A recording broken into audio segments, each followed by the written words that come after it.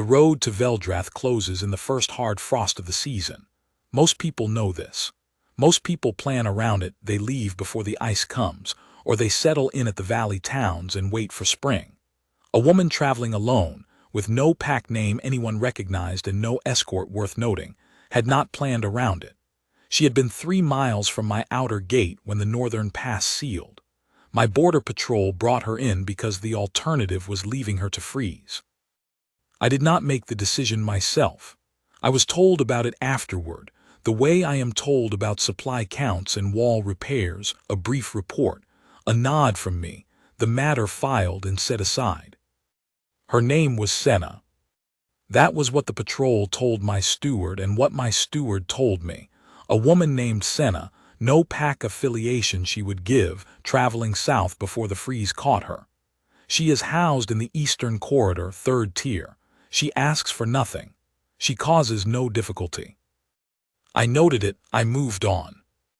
I want to be honest with you about what those first days were, because the story that comes after is not the kind of story you understand without knowing what came before it. I had not slept a full night in 3 years. Not since Myra died, since the bond I had carried since I was 19 years old went silent the way a fire goes silent when there is nothing left to burn. Wolves do not always survive the death of a mate. I had survived it, which some days felt less like a gift than a punishment. My wolf, Drath, had survived it with me. We had become something neither of us had expected to become, functional, watchful, cold in a way that was not cruelty but was not warmth either. We ran the keep. We held the territory. We did not speak much about the future, Drath and I, because the future had narrowed to what could be held and what could be defended, and that was enough. It had to be enough. Veldrath Keep is not a soft place in winter. The walls are 3 feet of northern granite, built by my grandfather's grandfather in a time when the border wars ran 2 seasons out of 4. The Great Hall has 12 fireplaces and is still cold before dawn.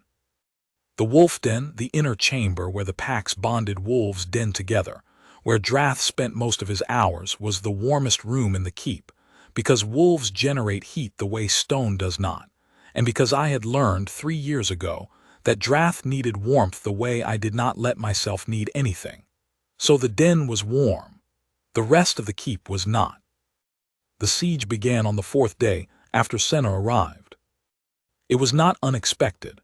The Haveth clan had been pressing our eastern boundary since late autumn, testing the patrol routes, pulling back when we reinforced, pressing again. My war council had given me 3 possible dates for a move, and they had been right about the range if not the specific morning. I was at the outer wall when the first formations appeared on the ridge, not an assault yet, but a display of numbers, the kind of thing designed to make a garrison count its own walls and feel the difference. I let them display. I counted my walls. The difference was smaller than the Haveth would have preferred, and I sent a rider to tell them so. 3 days into a siege, a keep settles into a particular rhythm. The outer watches run in 2-hour rotations. The supply counts happen at dawn and dusk. The War Council meets at midday and again before second dark. Everyone inside the walls has a function, a station, a task. The people who do not have a function feel the siege differently. There is a specific restlessness that comes from being sheltered inside a conflict that is not yours, a waiting that has no shape to it. I had seen it before in visiting traders caught by weather, in messengers held past their intended departure. It manifests as a kind of quiet, careful non-intrusiveness, a making of oneself small so as not to consume resources or draw attention. Senna had it. I saw her twice in those first 3 days, once crossing the 2nd-tier corridor carrying a water basin for the infirmary, which no one had asked her to do, once sitting in the eastern alcove near the wolf den passage, reading nothing, just sitting with her back to the wall and her hands loose in her lap, in the way of someone who has learned to be still in unfamiliar places. Both times I registered her the way you register a quiet detail that does not demand your attention, a flicker of awareness, then passed. She was simply there. She was not in anyone's way. Drath found her on the 2nd morning. I was crossing the inner corridor toward the war room when I heard the sound my bonded wolf makes. Not the alert sound, not the hunting sound, but the low, rolling hum that means interest without alarm. I turned. Drath had come out of the den passage and was standing in the corridor about 12 feet from the eastern alcove, and Senna was in the alcove, and they were looking at each other. I watched. She did not reach for him. She did not call to him or make the soft sounds people sometimes make when they want to attract a bonded wolf and don't understand that bonded wolves are not drawn by sounds like that. She simply looked at him, hands still in her lap, and waited. Drath took 3 steps toward her, stopped, looked back at me. I said nothing. He turned back to her and stood there for a long moment, and then he went back into the den passage, and Senna looked down at her hands, and I kept walking to the war room. I told myself it meant nothing. Drath was curious. He had been curious about people before, about the healer's apprentice who had spent 6 weeks at the keep 2 winters past, about the blacksmith's youngest son who had no fear of wolves and would sit quietly on the den passage floor. Curiosity was not the bond. Curiosity was not anything. I had been careful for 3 years about the things I told myself, because a man in my position, a man who had lost what I had lost, can become expert at finding meaning in things that have none. It is a trap, that kind of hope. I did not walk into traps. I kept my attention on the siege. By the end of the 3rd day, the Havath had moved 2 of their formations closer to the eastern wall. Not yet within arrow range, but within the range of intention, close enough to require a response in kind. I moved 40 of my best fighters to the eastern walkway and let the Havath count them. The Havath counted. They did not move closer. I returned to the war room and went over the supply situation with my head steward, Baran, who was deeply unhappy about the pace of consumption in the granary and deeply certain that telling me about it repeatedly would improve the situation.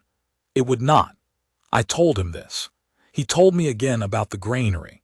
We understood each other. I slept 4 hours and returned to the wall. What I remember about the 4th morning is not the siege. What I remember is the sound. I was at the western gate post, reviewing the rotation schedule with my captain of the watch, when it came, not from outside the walls but from inside, from the inner keep direction, a low concussive crash followed by the specific silence that follows a thing that should not have happened. My wolf sense registered it before my mind did. Drath. The den. Something wrong. I was moving before I had finished the thought. The inner keep of Veldrath is laid out in a series of concentric corridors, the outer ring serving the great hall and the council chambers, the inner ring serving the supply rooms, the infirmary, and the wolf den. To reach the den from the western gate post in full stride takes roughly 2 minutes if the inner ring passage is clear. I have run it before, in drills, and knew the time the way you know the time of anything you have rehearsed for emergencies that you hope will never come. The corridor was not clear. There had been a supply transfer that morning, barrels of lamp oil being moved from the outer storage to the inner reserve against the possibility of a siege of longer duration than anticipated. One of those barrels had failed.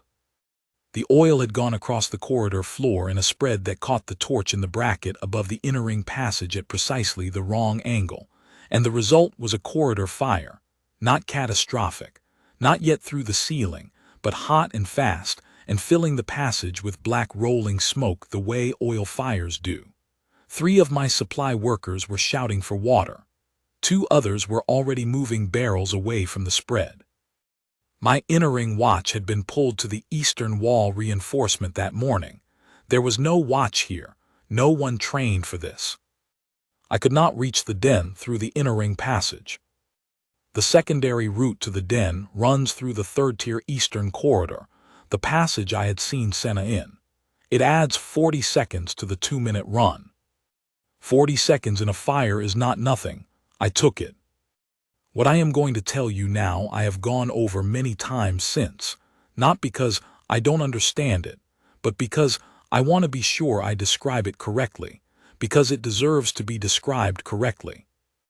The wolf den gate is iron, and it opens inward, and it has a latch that lifts from outside but requires force to reseat from inside if the mechanism has been jarred. The fire in the inner ring passage had caused something, a vibration, or a pressure shift, or simply the bad luck of a latch that had been slightly misaligned for months and chose that morning to give way. The gate had swung open. Drath was in the front section of the den on his feet, hackles raised, facing the open gate and the smoke-edged corridor beyond. And between Drath and the corridor, standing with her back to the gate and her arms out at her sides, was Senna. I stopped. The fire had not reached the den corridor, not yet. It was still contained in the inner ring, but the smoke was pulling through the gaps in the stonework and the open gate, and the sound of it was wrong, and Drath was reading the smoke and the sound and the wrongness the way a bonded wolf reads danger, with all of himself, coiled and ready and looking for the thing to meet. A bonded wolf in that state will move. The direction depends on what stands between him and the danger. If nothing stands between him and the danger, he goes toward it. That is what bonded wolves do. That is what Drath would have done. Senna was standing between him and the danger. Not crouched, not trembling, not making a sound. Standing, arms out. The posture you take when you want a frightened animal to understand that you are the boundary, that whatever comes next, it comes through you first. I saw the moment Drath registered her, not as an obstacle, as a presence. His hackles did not drop immediately. A bonded wolf in alert does not drop hackles immediately for anything, but his movement stopped. The forward lean, the coiling intention, it stopped. He was looking at her, just looking at her, in the way he had looked at her in the corridor 2 mornings ago. The way I had told myself meant nothing. I should have moved. I should have crossed the space and taken Drath's collar, and brought the gate closed and put my body between my wolf and the corridor, and handled this the way a king handles emergencies in his own keep, with control, with decisiveness, with the authority of someone who knows what to do. I did not move. I don't have an explanation for that except the truth of it. I was standing at the entrance to the den corridor with smoke in my lungs and my wolf not 5 feet from a stranger's outstretched arms, and something in me had stopped. The same thing that had been running the keep for 3 years. The functional, watchful, cold engine that knew what to do in every situation had simply stopped, the way a clock stops when a part that has been worn thin finally fails. What I felt instead was something I had not felt in 3 years. It was not the bond. Not yet.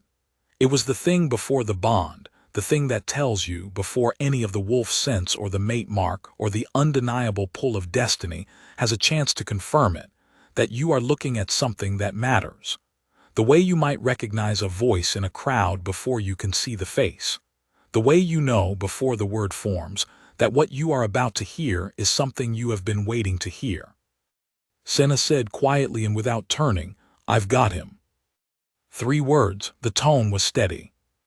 Not the forced steadiness of someone afraid and performing calm, the real thing, the steadiness of someone who is simply not afraid, who has put herself between the wolf and the corridor not as a calculated act, but because it was the thing to do and she did it. The way you cover a flame in a wind. You don't plan it, you just move. Drath's hackles went down. Not all at once. First the shoulders, then the ridge along his spine, then the last of the raised fur along the back of his neck, a slow settling, like a tide going out. He was still looking at her. His great gray head dropped a fraction, and then he stepped forward 1 step and pushed his nose into her hand. She let him. She did not gasp. She did not look over her shoulder at me, which she surely knew I was there. She must have heard me arrive. I am not quiet on stone floors in a crisis. She just let Drath push his nose into her palm, and she curved her fingers slightly around the side of his jaw, and she stood there with her arms still half out and my bonded wolf's head against her hand, and the smoke kept pulling through the gaps in the stone, and the fire in the inner ring was still burning, and none of it touched any of what was happening in that corridor. And then she turned and looked at me. I need to tell you what happened in that moment. Not what I said nothing. Not yet, but what happened, because this story is not about a king who kept his composure. It is about a king who had lost something and did not know, until that moment, that he had been carrying the loss like a stone in his chest, because the loss had been there so long he had stopped feeling the weight of it. The bond came back the way light comes back when you open a shutter you've had closed for years, not gradually, not in pieces, but all at once, flooding every part of you so completely that for a moment you cannot do anything but stand inside it and understand that this is what warmth is. This is what it was always supposed to feel like. You had just forgotten. My mark burned on the inside of my wrist, not the old mark, Myra's mark, which had faded to gray when she died and had stayed gray, but a new burn, a new flare, a heat I had told myself I would never feel again. And on Senna's wrist, visible in the corridor light, I saw the same burn beginning. She looked down at her wrist. She looked back up at me. I said, "Are you hurt?" She said, "No." I said, "The fire is in the inner ring. My men will have it contained within the hour." Then, because there was nothing else to say and everything else to say, I said, "Don't move." I went and dealt with the fire. I want to tell you what it is to be a king in a crisis, when what you actually want to do is go back to a den corridor and stand near a woman you met 4 days ago. I had a fire to contain, a siege to maintain, a war council to convene, and 60 fighters on the Eastern Wall who needed their king to be the thing their king was supposed to be: present, controlled, certain. I was present. I was controlled. The certainty was somewhat theoretical. The fire was out within 40 minutes. Baran had organized the water chain, and my supply crew had the oil barrel residue sanded and cleared before the inner ring watch returned from the Eastern Wall. The damage was the barrel itself, one torch bracket, and a section of floor stone that would need resetting when the siege was over. 3 workers had minor burns on their hands. The healer dealt with them. I held the midday war council. I received the report on the Eastern Wall formations. I reviewed the projected siege timeline with my captains. I gave the orders that needed giving and answered the questions that needed answering. I was the Alpha King of Veldrath, sitting at the head of his council table, conducting a siege. My mark burned quietly on the inside of my wrist the entire time. After the council, I went to the inner ring corridor and walked the length of it, not because I needed to inspect it again, but because I needed to think without anyone watching me think. The stone was still warm in places from the fire. The smell of oil and char was thick. I walked the corridor twice and thought about Myra, which I did not often allow myself to do, because it was not useful. She was gone, and thinking about her was not useful, and the keep needed me functional, and grief is the least functional thing in the world. But I thought about her, because what had happened in the den corridor required me to. I had loved Myra completely. This is the thing about the mate bond that people who have not had one sometimes fail to understand.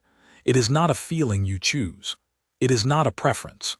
It is not the accumulated affection of time spent and trust built, though those things are part of it. It is a recognition, prior to all of that, of the person who fits into the empty shape that is yours and only yours and theirs. I had recognized Myra when I was 19 years old, standing in the rain at the summer assembly, and she had recognized me, and we had 21 years together before the fever took her. I had not thought it was possible to carry another bond, not because I was too faithful to her memory, but because I had genuinely believed the part of me capable of it had died with her. Standing in the charred inner ring corridor of my own keep, smelling oil fire and cold stone, I understood that I had been wrong. The part of me capable of it had not died. It had gone dormant the way a fire goes dormant under banked ash, still there, waiting, needing only the right thing to catch. Senna had caught it, without trying, without knowing. By standing between my wolf and the danger, because it was the thing to do. I went to find her. She was in the eastern alcove. Of course she was. She was sitting in the same place I had seen her twice before, back to the wall, hands in her lap, not doing anything, just being still in the way she was apparently capable of being still indefinitely. The wrist with the burn on it was resting on her knee. The burn had not faded. It was still the warm, soft glow of a new mark, which told me she had not tried to cool it or cover it or pretend it away. I sat down on the stone bench across from her, which I am not certain I have ever done before in that alcove or possibly anywhere in the keep during a siege, and for a moment neither of us said anything. Then she said, "I didn't know what it was, the burning." I know what it is now." She looked at her wrist, not with alarm but with the careful attention of someone examining an unexpected thing that is not, on reflection, an unwelcome thing. "A bonded mark." "Yes." "You've had one before," she said. It was not a question. She had seen the old mark faded gray on my wrist. She was observant. I had expected her to be observant. "Yes, my wife. She died 3 years ago." Senna said nothing for a moment. Then, "I'm sorry." "It was her time," I said, which was the phrase I had learned to use because it was the one that ended the conversation, the one that let people move past it without having to find another thing to say. The truth was more complicated and less useful in a siege corridor. Senna looked at me. She had gray eyes, the color of Drath's fur, which I noticed and immediately told myself was irrelevant. "You don't have to pretend it doesn't hurt," she said. "I'm not going to be made uncomfortable by the truth." I looked at her. "It hurts," she said simply. "That's what I mean. You don't have to file it away somewhere." I do not know how long I sat with that. It was not a long time, measured in minutes. It felt like a longer time. "Where do you come from?" I asked her. "The Seville Lowlands, originally." She said it without apology, without the slight pause people from minor territories sometimes use to prepare you for the information that they are from a place that does not impress anyone. Just the fact of it. I was traveling to my sister's hold in the south. The road closed. "You travel alone?"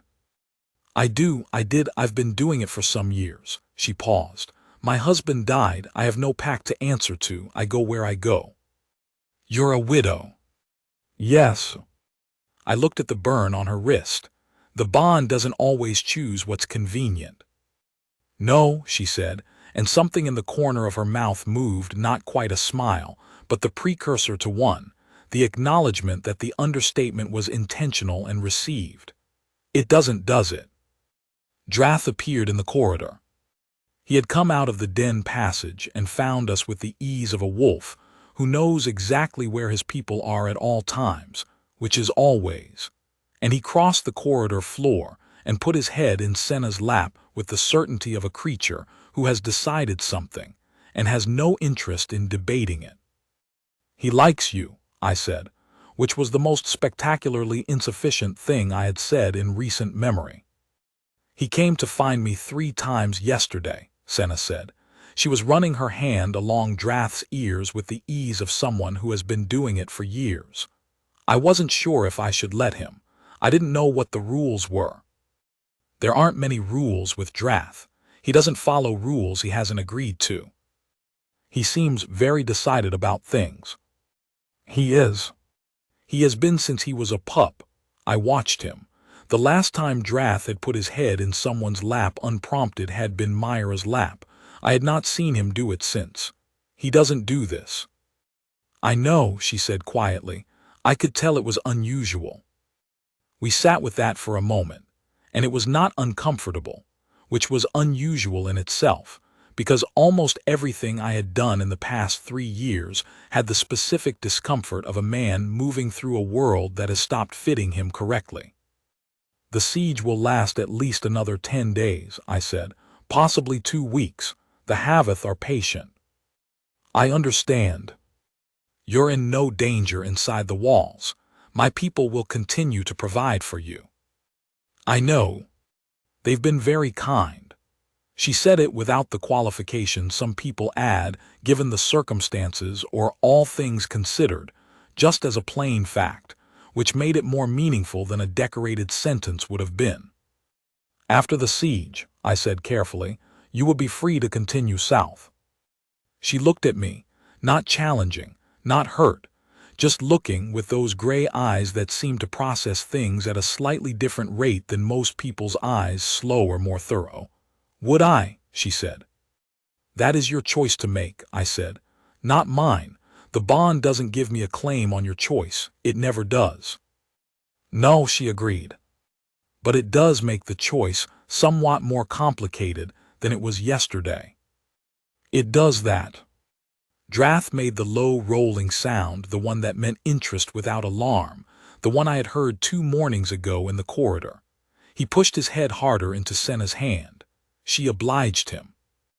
I don't know anything about you, she said. That is true.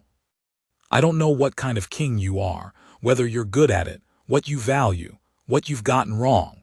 She said this last part with the directness of someone who has thought it through. People aren't their reputation, usually. They're more complicated. They are, I said. I am. I expect so. She was quiet for a moment. Tell me what you've gotten wrong. I looked at her. I could have deflected. I could have said that this was not the time, that I had a siege to manage, that there would be occasion for this kind of conversation after the Haveth had withdrawn. All of those things were true, and none of them were the reason I would have deflected if I had deflected, which I did not. I was absent for 2 years after my wife died, I said. Functional, present physically, but not present. My captains ran the patrols. My steward ran the keep. I made the decisions I was asked to make, and I did not make the decisions that required me to see more than what was directly in front of me. My eastern boundary weakened. The Haveth noticed. I paused. This siege is partly a consequence of that. She did not say I'm sorry again, or that's understandable, or any of the things people say that are true and also beside the point. She said, and now? Now I run the keep. Better. Yes. Good, she said, simply. No performance of being impressed by the admission, no careful reassurance. Just good. As if the only interesting thing was whether I had fixed it or not. Drath exhaled, long and slow, and settled his weight fully into her lap, which was an act of absolute trust from an animal that had not extended absolute trust to anyone in 3 years. He's very heavy, Senna said. Yes, I apologize. I don't mind. She kept running her hand along his ears. Tell me more things you've gotten wrong. You seemed very practiced at it. I found, to my considerable surprise, that I was willing to.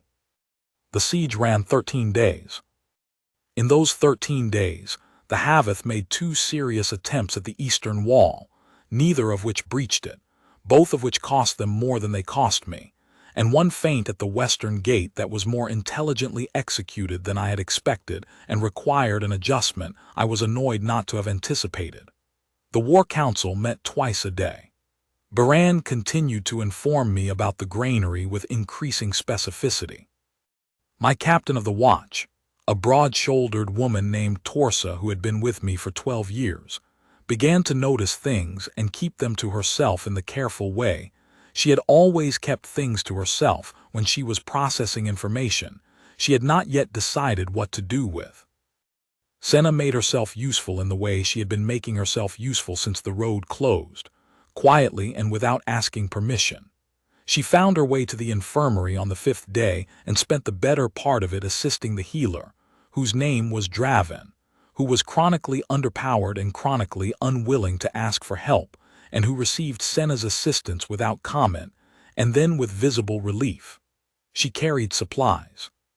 She sat with the 3 fighters who came in from the eastern wall with injuries serious enough to require rest, and she was apparently very good at sitting with injured people.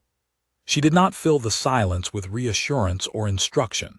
She just sat with them, which is the thing injured people actually want, and which most people are too uncomfortable to provide.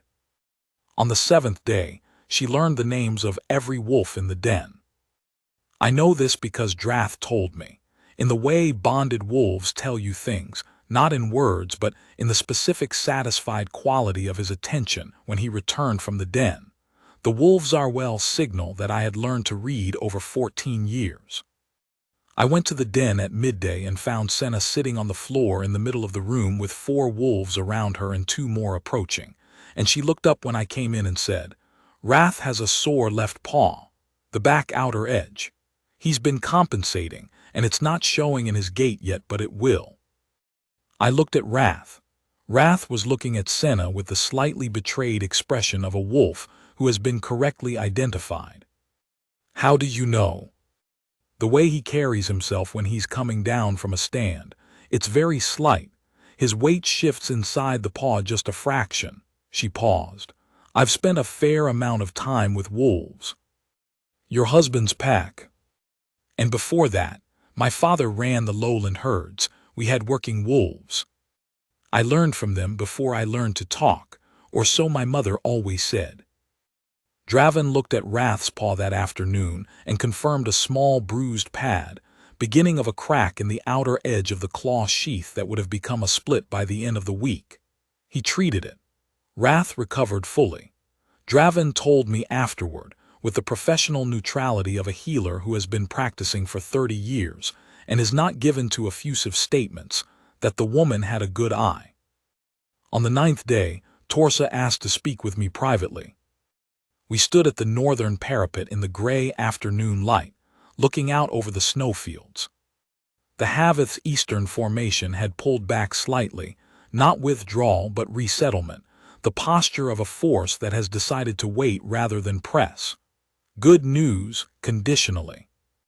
Torsa said without preamble, "The wolves are different." I said, "In what way?" "They're easier, in the den and the corridors more settled." She looked at me sideways, Drath particularly. "Yes.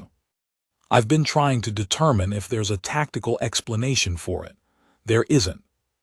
"No." "The woman," she said, not as a question. "Yes." Torsa was quiet for a moment. She had been with me long enough to have known Myra, had been one of Myra's people, before she was mine, a loyalty that had transferred after Myra's death with a completeness that had always moved me. She said carefully, "The mark on her wrist." "Yes. It's new. 4 days old." Another pause. The wind off the snowfield was the particular kind of cold that carries ice crystals in it, the kind that finds any gap in your collar. I had been standing in it for 20 minutes and had not noticed until now. "How is she?" Torsa asked, and the question was not about the mark. "She's steady," I said. "She's a widow, she knows what loss is, she's not afraid of this." "And you?" I looked out over the snowfield. The Haveth's eastern formation, the gray sky, 3 years of a keep that ran because I made it run because there was nothing else. "I don't know yet," I said honestly. "I think I'm less afraid than I expected to be." Torsa said, "Good," and walked away, which is the thing about Torsa that I have always valued. She asks the question she needs to ask, and then she leaves you with the answer. On the 12th day, the Haveth sent a rider. They wanted to negotiate. I had expected this. A siege that has cost them 2 significant wall attempts and produced no breach is a siege that has started to look like an expensive way to spend a winter. The rider brought terms. The terms were what I expected: border adjustments in their favor, a reduction in our eastern patrol presence, assurances of safe passage for their traders along the northern road, terms designed to give them something to show their war council while costing me enough to sting. I sent the rider back with counterterms. We went 3 rounds over 2 days. On the 13th day we arrived at terms I could accept. No border adjustment, a modest reduction in patrol overlap in a sector that was always going to be disputed anyway, and safe passage for their traders along the northern road in exchange for safe passage for mine along the eastern mountain pass. Not a victory, and not a defeat. The Haveth packed their formations and withdrew north before second dark. The siege was over. The keep exhaled. There is a quality to the end of a siege that is unlike anything else. a slow collective letting go of the tension that has been held in every body, every wall, every fire banked a little hotter than usual against the fear of the dark outside. The great hall that night was loud in a way it had not been in 2 weeks, and the warmth of it was different. Deliberate warmth, celebratory, the warmth of people who have come through something together and know it. I ate at the head of the council table and spoke with my captains, and made the arrangements for the repatriation of the Eastern Wall fighters who had held the longest rotations and deserved the first rest. Baran informed me, with the exhausted relief of a man who has been right about something for 13 days, that the granary would require resupply before the deep freeze came. I told him I knew and that I would arrange it. He looked only slightly mollified. Senna sat at the long end of the table near Draven, who was explaining something about medicinal poultices with the focused intensity of a man who has decided that someone is worth teaching. She was listening. She had the same quality of listening that she had of sitting still, thorough, unhurried, actually absorbing what was said rather than waiting for her turn to speak. I watched her for longer than I should have watched her, probably. After the hall began to empty, I walked the evening wall circuit, the thing I did at the end of every significant day, the circuit that let me see every section of the keep and confirm that it was sound and whole and held. The eastern wall, the northern parapet, the western gate. The inner ring passage, which smelled less of char now and more of the pine ash my people had used to clean the stone. The den passage, where Drath fell into step beside me as he always did on the evening circuit, the comfortable weight of him at my left side. At the eastern alcove I stopped. Senna was there. She had come back to her wall. She was not sitting this time, she was standing, arms crossed, looking at the corridor wall as if the stone had said something she was deciding how to feel about. The burn on her wrist caught the corridor light, still warm, still definite. She heard me and turned and saw Drath, and something in her face softened the way it always softened when she saw him. "It's over," I said. "I've heard. Congratulations." "Thank you." I stopped a few feet from her in the alcove mouth. "You said you were traveling to your sister's hold." "I was. The road south will reopen in a few days. The freeze was early this year. The thaw should follow." She looked at me steadily. "You're being very careful about how you say this." "I'm trying to."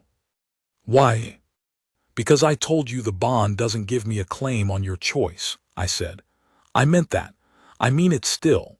I'm not going to stand here and tell you what I want without being certain you understand that it's a statement, not a demand." She was quiet for a moment, looking at me in that thorough gray way. "What do you want?" "I want you to stay." No elaboration, no speech, just the truth of it as plain as I could make it. "Tell me why," she said. "Because you stood between my wolf and the danger and you were not afraid, and I knew something then that I had not known in 3 years. I paused. "Because you asked me what I'd gotten wrong and then told me good when I said I'd fixed it, and that was—" I stopped. "That was what?" she said quietly. That was the first time in 3 years that someone responded to me as if what mattered was whether I was doing better, not whether I was performing recovery for their comfort. She let that land. She did not rush past it or qualify it or fill the space it opened. "I have a sister I've been trying to reach for 4 months, she said after a moment. "I'll send a rider tomorrow. She'll know you're safe and where you are." "I don't know this territory. I don't know your people. You know 6 of the wolves by name. Draven thinks you have a healer's eye. Torsa," I paused. "Torsa asked about you on the 9th day. She doesn't ask about people she doesn't intend to keep." Something crossed Senna's face at that. "What did she ask?" "How you were." A breath of silence. "Then that's kind." "She's a good person. My people are—" I search for the right word. "Mine, I value them. I try to be worthy of that." "I know," she said. "I've been watching." She looked down at the mark on her wrist. "This frightens me a little. I want to tell you that honestly." I know it should, it's a permanent thing.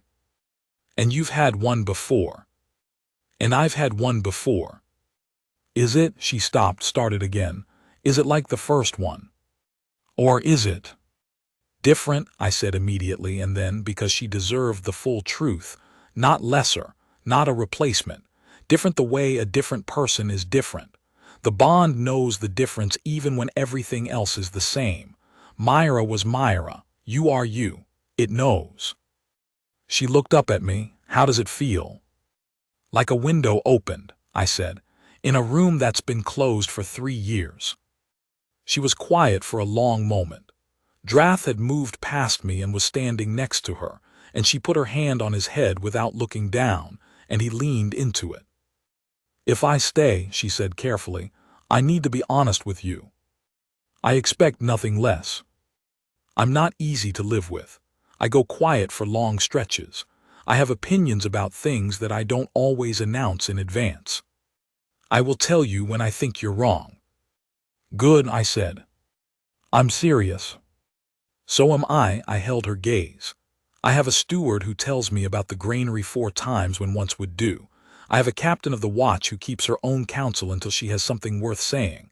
I have a war council who argue with me every time I make a decision and are usually at least partly right. I don't want a household full of agreement. I want people who see clearly. I paused. I want a mate who sees clearly. The word mate landed in the alcove between us with all its weight. Senna breathed out. It was not a surprised breath. She had known we were coming to this. We had been coming to this since the den corridor. But it was the breath of someone arriving at the edge of something and taking one full moment before stepping. My sister's name is Elva, she said. She worries. I'll send 2 riders, one with a letter, one with a gift so she knows you're comfortable. That's very diplomatic. I'm occasionally diplomatic. She looked at him for a long moment, then, all right. I said yes. Yes, she said, I'll stay. I called the council the next morning. Not to ask permission. I want to be clear about that, because there are kings who call councils to seek the approval of their war commanders and senior stewards before making personal decisions, and that is not the kind of king I am. I called the council to tell them. There is a difference. The council chamber at Veldrath was built for 100 people and fits 40 comfortably. My war council numbered 23, which in the long room at the head table felt like a concentrated thing. 23 people who had held the keep for 13 days, who had run on short sleep and long worry, who were now sitting in the aftermath of a siege with the specific quality of attention that comes from people who know something is coming. I sat at the head of the table. Torsa stood at my right. Baran at my left, still vaguely unhappy about the granary. I said, you will have noticed the mark on my wrist. 23 people looked at my wrist. I had not covered it. It is a new bond, I said, 4 days old. The woman named Senna, who has been sheltered in this keep since the road closed, is my fated mate. She has agreed to stay. I paused. She will be your Luna. There was a silence. Not a hostile silence. The kind of silence that fills a room when everyone is assessing something they had been partly expecting, and are now adjusting to confirm that their expectation was correct. Torsa said, I'll inform the watch. Baran said, I'll arrange for the Eastern Wing chambers to be prepared. He said it with the matter-of-fact efficiency of a man who is very good at his job and has been waiting for someone to tell him to do the next thing so he can do the next thing. Then he added, slightly unexpectedly, she was a help in the infirmary. Draven said so. She was, I said. One of my senior captains. A man named Aldrich, who had been with me for 8 years, and who operated on the working assumption that everything required skepticism until proven otherwise, said, the Seville Lowlands. Minor territory. Yes. No pack affiliation. No. Has she any training in the running of a... He stopped himself, not because I had made a sound or a gesture, but because Torsa turned and looked at him with an expression that required no words, and he reconsidered his next sentence. He said instead, "Will there be a formal ceremony?" "After the resupply," I said, "when the roads are clear and we can receive guests." Aldrich nodded. He was not entirely satisfied. Aldrich was rarely entirely satisfied, but he was a man who knew the difference between a thing that could be argued and a thing that was decided, and this was decided. He said, "The eastern wall will need the full repair before spring." "It will," I said. "I'll need your estimate by the end of the week." We moved on to the resupply. That afternoon in the Great Hall, I introduced Senna to the council individually. She did not perform a role for them. She was the same Senna she had been in the alcove and in the infirmary, and on the den floor with 6 wolves around her, thorough and direct and unhurried. She asked Aldrich a question about the eastern wall that was specifically informed by what she had overheard in the corridor on the 9th day of the siege, and his opinion of her revised upward noticeably in the span of 2 minutes, which I watched with private satisfaction. Torsa brought her to the wolf den and introduced her to the wolves she did not already know by name, which were 3. By the end of the afternoon, she knew all of them. Draven asked her if she wanted to continue helping in the infirmary. She said yes. He said good, and that was that. The first rider reached Senna's sister Elva in the south in 7 days.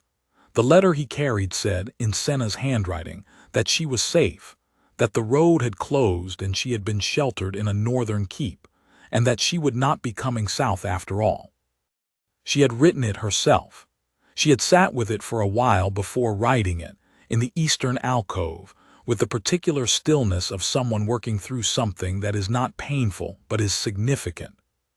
I had not read it, she had sealed it herself, but she told me afterward what it said, which I valued, not the performance of transparency, but the actual thing. Elva's response came back in 12 days.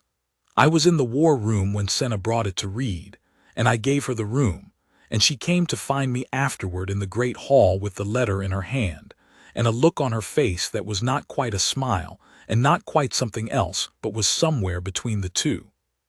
"She says she's coming to visit in spring," Senna said. "Good, she's welcome. She wants to meet you." She paused. "She has some opinions she plans to share." "I look forward to it." Senna looked at me. "You don't know that yet." "I know you. Her opinions are likely to be worth hearing." Another of those not quite smiles. Then she said, "She's glad I'm not traveling alone anymore." I said, "So am I." The formal ceremony was in early spring, when the roads had been open long enough for the nearest allied packs to send representatives, and the great hall at Veldrath could be properly prepared, and Elva could ride north in time, which she did, arriving 3 days before with a horse that was faster than it looked and an expression, when she met me, that combined thorough assessment with provisional approval in a ratio that I found extremely easy to read. She was Senna's sister. The assessment was the same, not sharp, not hostile, just complete. She looked at me for a long time at the gate, and then she said, "You run a good keep," and went to find Senna.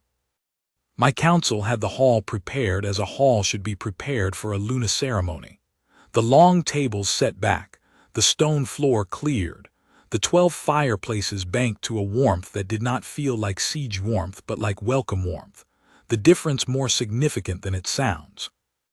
The pack's bonded wolves were brought to the ceremony floor in the old form, a present and witnessing, which is the tradition that predates most other traditions, because wolves know the bond before people do, and their witness means the claiming is recognized at the level where it actually matters. Senna came in without ceremony, which is to say, she walked in from the eastern corridor wearing a gray dress the color of winter light, which was the color she had chosen, and I had not argued with, and she walked the length of the hall with the same unhurried steadiness she had walked into the den corridor on the morning of the fire. Elva was at the far left side of the hall, and I saw, without looking directly, the expression on her face, and looked away before I was seen looking. I stood at the head of the floor, Torsa beside me, Drath at my left. When Senna reached me, she stopped, and we stood facing each other in the way that the ceremony requires, which is the only formal part of it. Everything else is particular to the pair. I took her wrist. The mark on mine flared warm. The mark on hers answered. In the old form, the claiming is a single word, which is the word I had said in the den corridor when the council and the captains and the assembled court of Veldrath had all heard me say it. And so, there was a version of this moment that had already happened, and what remained was the version that was only between us. I said it again, mine. She said, with the exact dryness I had come to expect and had never, not once, grown tired of, mutual. The hall did not exactly erupt. Veldrath is not an erupting kind of keep. But there was a sound, the exhale of 24 people, simultaneously letting go of something they had been holding, a warmth that spread from the center of the room outward, and Drath made the rolling low sound at my left, and somewhere in the hall Baran said something to the person next to him that made them laugh, which was so unusual that several people turned to look. In the front row, Aldrich was standing with his arms folded, and his expression was the closest thing I had seen it come to warm in 8 years of knowing him. Elva, across the hall, was crying very quietly and pretending not to be. Torsa was looking at the ceiling with the expression of a woman who has been right about something for several months and is choosing not to say so, which is the most satisfying way to have been right. I want to tell you one more thing before I finish. The night after the ceremony, when the hall had cleared and the fires were banked down to their slow nighttime warmth and Drath was asleep in the den with the rest of the pack, Senna and I sat in the war room. Not because we had anything to plan or discuss, but because the war room has the best fire in the keep and the view from the northern window, on a clear night, shows the snowfield as a white expanse that goes all the way to the ridge. She was looking at the view, I was looking at her. After a while she said, without turning, "You're going to have to stop doing that eventually." "Probably not for a while yet," I said. She turned and looked at me, and the fire caught the mark on her wrist, and the mark caught the firelight, and she had the expression she sometimes had when she was about to say something direct, and had decided to let me have one more moment before she said it. "Tell me something," she said. "Anything." "The morning in the corridor, when you came to the den and found me with Drath, you stopped." "Yes." "Why?" I thought about how to say it, not how to find the elegant version of it. She didn't want the elegant version. She would have told me so directly within the first 3 seconds, but how to say it in the true way. "Because I had been running for 3 years," I said, "and I stopped, and I understood that the thing I had been running was a machine that I had built to replace a life, and you were," I paused. "You were just standing there. You had walked into my keep on the wrong day and been sheltered in the wrong corridor and found the wrong wolf and put yourself between him and the danger for no reason I can explain as calculation, because there was none. And I saw it. And I understood that the machine I'd built to replace a life was not going to be sufficient for whatever came next." She looked at me for a long time, then good. "Just that good." I said, "You do that." "What?" "Say good as if it's the entire sentence." "It usually is," she said. The fire was warm. The snowfield was white beyond the window. Drath, somewhere in the den, would be running something in his sleep. A good dream, I hoped, the kind a wolf has when all is well and the keep is held and the people it loves are accounted for. All the people were accounted for. I had not thought 3 years ago, when the window went dark and the keep went cold and the machine started up in place of the life that had ended, that it would be a stranger on a road who was not trying to reach me, who was, in fact, trying to go somewhere else entirely, who would stand still enough in the right moment for the light to come back in. The bond knew before I did. That is the thing about bonds, they know. They settle into the right ground before you can name the ground, before you can even see it clearly, and the settling is the proof. You do not discover it and then believe it. The settling comes first, and the believing follows, and by the time you know what has happened, the wolf's hackles are down, and the room is warm, and the word has already been spoken, and the answer has already been given, and all that remains is the life. That is what she gave me back. Not a replacement for what I had lost, something different, something that was its own, the way she had always been her own, complete, particular, exact. A window opened in a room that had been too long closed. She is my Luna. She tells me when I'm wrong. She is usually right. The keep is held and warmer than it has been, and Drath sleeps well, and Elva visits twice a year now and still has opinions worth hearing. And the road that closes in the first hard frost of the season is, I have decided, the best road in my territory.